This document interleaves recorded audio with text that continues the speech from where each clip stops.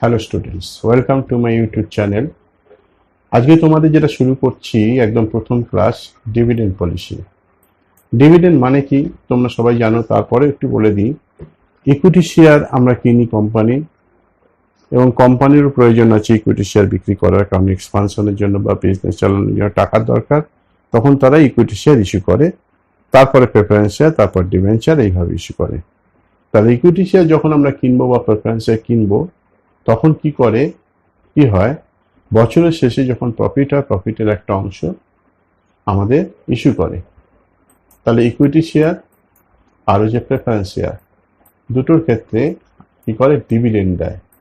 ঠিক আছে, সেই ডিভিডেন্ডটা কোন পদ্ধতিতে দেবে, হ্যাঁ, সেইটা নিয়ে জেনারেলি তিনটে নিয়ম আমরা দেখতে পাই।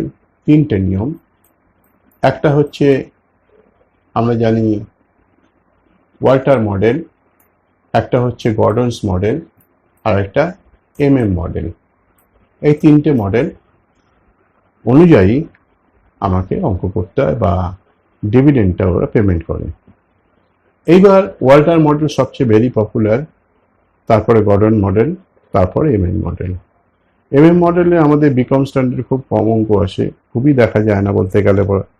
এটা কম অথবা সিএ, MBA, BBA এইসব জায়গায় খুব বেশি আসে মডেলটা। আর গর্ডন মডেলস আমাদের বেশি আছে, ওয়াল্টার মডেল, গর্ডন মডেলও আসে, কিন্তু মডেলটা খুব কম আসে। যাক গিয়ে আমাদের আলোচনা অবশ্যই করতে হবে। আমি আজকে তোমাদের ওয়াল্টার মডেল শুরু করছি। দেখো, একটা অঙ্ক দিয়ে শুরু করছি, একদম কারেন্ট অঙ্ক, 2019 সালে এসছে অঙ্কটা। তোমার বাঁদিকে কোশ্চেনটা দেওয়া আছে, আর ডান দিকে দেখতে পাচ্ছ অ্যান্সারটা। কি দেওয়া আছে দেখো, determine the market price of equity share of a company. Equity share of a company কত হবে সেটা বের করো ইউজিং ওয়াল্টার মডেল। ঠিক আছে, ওয়াল্টার মডেল অনুযায়ী তোমাকে বের করতে হবে। আমি আগেই বললাম ডিভিডেন্ড দেওয়া হয় ইকুইটি শেয়ার এবং প্রেফারেন্স শেয়ারের উপর। জেনারেল ইকুইটি শেয়ার হচ্ছে original Malik, owner of the company. তাই ইকুইটি শেয়ার হোল্ডারদের এখানে প্রয়োজন আছে খুব বেশি করে। তাই এখানে চেয়েছি ইকুইটি শেয়ারের প্রাইস কত হবে সেটা বের করো, এবং মডেলটাও বলে দিয়েছে ওয়াল্টার মডেল অনুযায়ী করো। তিনটে মডেল হয়, তিনটে মডেল অনুযায়ী তিন রকম হতে পারে, তাদের ফর্মুলা আলাদা। প্রত্যেকটা মেথডের ক্রিটিসিজম রয়েছে, অর্থাৎ কোনো মডেল বলা যায় না সব থেকে ভালো, তবে তিনটের মধ্যে আমার মনে হয় ওয়াল্টার মডেলটা অনেক বেশি এফেক্টিভ। যাক, এবার শুরু করি। আর্নিং অফ দি কোম্পানি দেওয়া আছে দেখো 5 লাখ। আচ্ছা, তার আগে আমাকে কি দরকার? তার আগে দরকার হচ্ছে আমাদের ফর্মুলা। এই ওয়াল্টার মডেলের ফর্মুলাটা কি মনে রাখতে হবে, তোমাদের মুখস্থ করতে হবে। P is equal to D plus R by KE, bracket আছে E minus D, দেখতে পাচ্ছ, বাই হচ্ছে KE। এইভাবে মনে রাখতে হবে। KE দুবার আছে দেখতে পাচ্ছ, D দুবার আছে।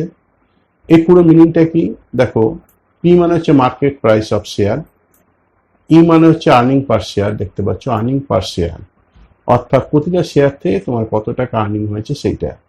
ডি হচ্ছে ডিভিডেন্ড পার শেয়ার, প্রতিটা শেয়ার কত ডিভিডেন্ড দিচ্ছে। আর কেই মানে হচ্ছে cost of equity share capital, cost of equity share capital. ঠিক আছে, অথবা কস্ট অফ ইকুইটি অথবা কস্ট অফ শেয়ার, যাই বলো না কেন, কস্ট অফ ক্যাপিটালও বলতে পারো, অনেকে বলে থাকে।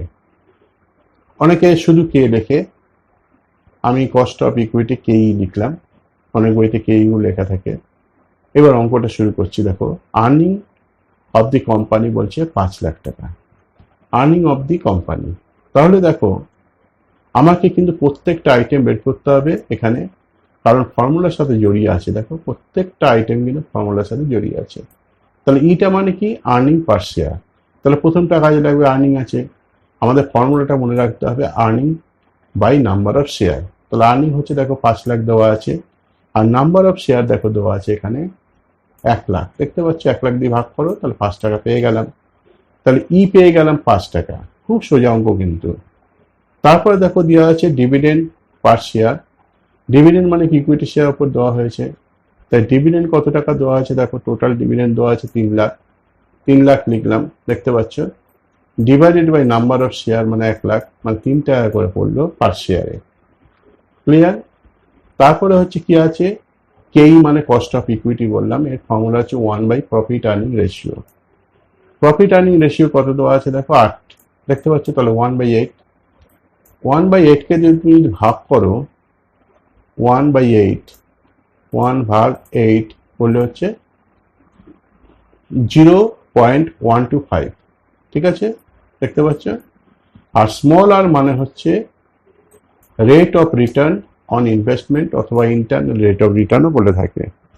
এটা কত দেওয়া আছে, এটাও দেওয়া থাকবে, দেখো 15%, 15%, তার মানে 15/100, 15/100, তার মানে হচ্ছে এইটা। এই অবধি তোমার কিন্তু ক্লিয়ার হয়ে গেল। এবার আর কিচ্ছু নেই, এবার শুধু ফর্মুলা ফেলে দাও, হয়ে গেল। এটা যদি ক্লিয়ার হয়, এবার ফর্মুলা ফেলে দিই, হয়ে যাবে আমার। ফর্মুলা কি আছে, এইটা ফর্মুলা আমি জানি। দেখো ডি কত পেলাম আমি, 5 টাকা ডি। আচ্ছা, এইখানে দেখো আর কি বলেছি কিছু, সেটা তুমি একটু দেখে নাও। Are you satisfied with the dividend policy of the farm? তোমাকে জিজ্ঞাসা করছে তুমি কি এই ডিভিডেন্ড পলিসিটা নিয়ে স্যাটিসফাইড আছো? If not, what should be the optimal dividend payout ratio and the consequent market price of equity share of the company? ঠিক আছে, এইখানে এই নোটটা খুব ইম্পর্টেন্ট, এই কমেন্টটা খুব ইম্পর্টেন্ট, দেখে নাও, এটা দেখে নেবে তোমরা। স্মল আর গ্রেটার দ্যান কেই, এখানে তাই আছে তো, কেই দেখো, কেই দেওয়া আছে তোমার এইটা, আর স্মল আর কত দেওয়া আছে, দেওয়া আছে এইটা, তাহলে স্মল আরটা বড় তো, 1.5 আছে, 1.5, তাই তো। তাহলে এই তারপরে কিছু নেই মানে 0 আমি ধরে নিতে পারি, আর কেই দেওয়া আছে এইটা। তাহলে দেখো আমরা বুঝতে পারছি পরিষ্কারভাবে যে এইটা কিন্তু বড়, তাই তো। Here I am not satisfied with the current dividend policy, নিয়ে আমি সন্তুষ্ট নই, কারণ হচ্ছে এটা বড়। এটা বড় হলে কি হয় সেটা তোমাকে জানতে হবে, এটাকে গ্রোথ ফার্ম বলা হয়। In case of growth farm, optimal dividend pay out ratio 0 হয়ে যায়, তখন ডি হয়ে যায় 0। যদি এইরকম হয় তাহলে এটাকে বলবো আমরা গ্রোথ ফার্ম, গ্রোথ ফার্ম, এবং এখানে কিন্তু হয়ে যায় ডিটা 0, ঠিক আছে। তাহলে ডি এর যে ভ্যালুটা দেওয়া আছে আমার, এই যে ডি এর ভ্যালুটা 3 টাকা, এটা কিন্তু আমার বসছে না, কারণ হচ্ছে এখানে গ্রোথ ফার্ম হয়ে যাচ্ছে, এবং গ্রোথ ফার্ম হলেই কিন্তু আর বসবে না। তাহলে দেখো এখানে তাহলে ডিটা কত হয়ে গেল, ডিটা হয়ে গেল এই তোমার 3 জায়গায় 0 হয়ে গেল, ঠিক আছে। তাহলে তুমি বসিয়ে দাও, দেখো তোমার এইটা ফর্মুলা, ফর্মুলা যদি হয় D is equal two 0, D is equal two 0 পেলাম তো, দেখে নাও 0 পেলাম, বসিয়ে দিলাম। তারপরে কি আছে, তারপরে আছে স্মল আর, স্মল আরটা কত, 0.15, বসিয়ে দিলাম। কেইটা কত আছে দেখো, কেইটা হচ্ছে পয়েন্ট, দেখতে পাচ্ছ 0.125, 0.125 বসিয়ে দিলাম। ইটা কত আছে, 5 আছে, বসিয়ে দিলাম 5, আর ডিটা হচ্ছে 0, বসিয়ে দিলাম। আর কেইটা মানে হচ্ছে আমরা পেলাম 0.125, ক্লিয়ার। তাহলে এইটা যদি হয়, এইবার কি করবে দেখো, ভালো করে দেখবে, ক্যালকুলেটার কিন্তু একটু ভুল হলে চলবে না। 0.15 আছে ডিভাইডেড বাই 0.125, এই পরেরটা করলে কত হয়, করলে হচ্ছে 1.2, বসিয়ে দিলাম। তাহলে এই জায়গাটা তোমার হলো কত, 1.2 ইন্টু 5 আছে, কারণ এটা 0 আছে, ডিভাইডেড বাই এটা। এবার এর সাথে তুমি 5 গুণ করো, তাহলে 6 পেলে, তার সাথে ভাগ করে দাও 0.125, করলে আসছে 48, তাহলে অ্যান্সার হয়ে গেল 48 টাকা। অর্থাৎ পি যেটা মার্কেট প্রাইস পার শেয়ার আমরা পেয়ে গেলাম 48 টাকা। আমাদের কি চেয়েছে দেখতে পাচ্ছ, আমাদের চেয়েছে মার্কেট প্রাইস পার শেয়ার, এটা রেশিও এবং price of equity share market price. ঠিক আছে, তাহলে অঙ্কটা হয়ে গেল। তাহলে এইভাবে তোমাকে অঙ্কটা করতে হবে। এইবার চলে আসি আমরা দ্বিতীয় অঙ্কে। 2016 অনার্স এসছে, খুব ভালো অঙ্ক, নিশ্চয়ই ভালো লাগছে তোমাদের অঙ্কটা। 2016 অনার্স এসছে, সেই অঙ্কটা আমরা করছি। কি দিয়েছে, company has 1 lakh equity share. Similarly আবার সেই ওয়াল্টার মডেল বসালাম, আবার সেই ফর্মুলা দেখতে পাচ্ছ। এখানে ইকুইটি 6 লাখ, তাহলে 6 টাকা করে হচ্ছে আর্নিং পার শেয়ার হয়ে গেল, লাখ এই অবধি হলো। তারপরে কি বলছে, the company expects earning at 6 lakh, তাহলে আর্নিং পার শেয়ার। তারপরে দেখো কস্ট অফ ক্যাপিটাল অথবা কস্ট অফ ইকুইটি যাই বলো না কেন, আমরা কত পাচ্ছি, 10%। দেখতে পাচ্ছ 10% পেলাম, তাহলে 0.10 বা 0.1। Using Walter model, what dividend policy would you recommend? কোন ডিভিডেন্ড পলিসিটা তুমি নেবে আগের মতো কিন্তু। Rate of return on investment বলেছে 8%, একটা দিয়েছে 8%। ঠিক আছে, আরেকটা দিয়েছে তোমার 12%। 12%টা পরে করছি, আগে 8%টা করে নিই। তাহলে এখানে ডিভিডেন্ড পার শেয়ার বের করতে বলেছি কি, দেখো price of each equity share চেয়েছে, এখানে ডিভিডেন্ড পার শেয়ার আছে কিছু। What dividend policy would you recommend, তার রেট অফ রিটার্ন এখানে কিছু নেই। যাক গিয়ে আমরা এখানে আবার সে আগের মতো দেখি, স্মল আর হচ্ছে তোমার আমরা কি পেলাম, কেই, কস্ট অফ ইকুইটি বা কস্ট অফ ক্যাপিটাল, কোনটা বড় দেখে নাও। কস্ট অফ ক্যাপিটালে কি পেলাম, এইটা, তার মানে 0.10। আর cost of internal rate of return পেলাম 0.08। তাহলে এইটা কিন্তু ছোট, তার মানে এটা ছোট হয়ে গেল, তাই তো, এইটা কিন্তু ছোট এইটার থেকে। ক্লিয়ার, এই অবধি আমার হয়ে গেল। যদি ছোট হয় তাহলে কি বলবো, ফার্ম ইজ ডিক্লাইনিং। ভালো করে মনে রাখো, যদি বড় হয় তাহলে বলবো গ্রোথ, আর যদি ছোট হয় তাহলে বলবো firm is declining. In that case কি করব, value of equity share is maximized when DP ratio is 100%। তখন ডিপি রেশিওটা কি করব, 100%। তখন D is equal to E সমান হয়ে যাবে, এবং ওটা হয়ে গেল 6 টাকা। কারণ যে 6 টাকা আমরা পেয়েছি, 6 টাকা হয়ে গেল, দেখতে পাচ্ছ। তাহলে এইবার তুমি ফর্মুলা বসিয়ে দাও। তাহলে এখানে এটা পেলাম, এটা পেলাম, আর 100% লিখলাম। 100% মানে হচ্ছে ডি আর ইটা সমান হয়ে যাচ্ছে বলে 100% আমরা পেলাম। ঠিক আছে, ডিপি রেশিও। এইবার আমরা ফর্মুলা চলে আসি। ফর্মুলা কি আছে, ফর্মুলা এইটা আছে দেখতে পাচ্ছ। ডি মানে হচ্ছে এখানে 6 হলো, তারপরে হচ্ছে দেখো আর স্মল আর কত আছে, 0.08 হলো। তারপরে কে8 কত আছে, 0.10 আছে। ই কত আছে, 6, আর ডিও 6, তাই তো।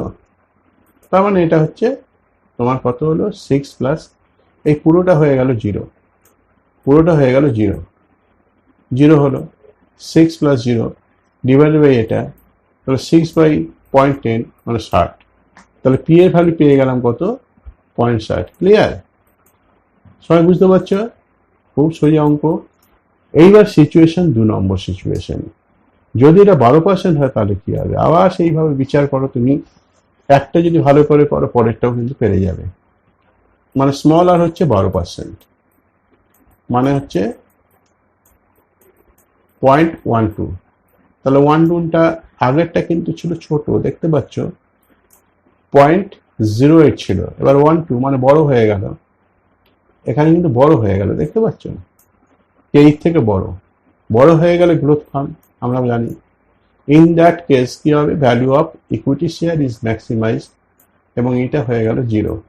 অর্থাৎ ডি ইজ ইকুয়াল টু 0 হয়ে যাবে, আর ইটা তো ছিলই আমার 6। এবার ফর্মুলা ফেলে দাও, ফর্মুলায় ফেললে আমার এইটা formula, D is equal two 0 দেখতে পাচ্ছ, আর এখানে আর আছে স্মল আর হচ্ছে এইটা, আর 0.10 6 মাইনাস 0, আর ডিটা 0 এইটা। তারপরে হচ্ছে তোমার গুণ করে দাও, ডিটা 0 গুণ করলে কত হচ্ছে দেখে নাও, গুণ করলে কত হচ্ছে দেখে নাও,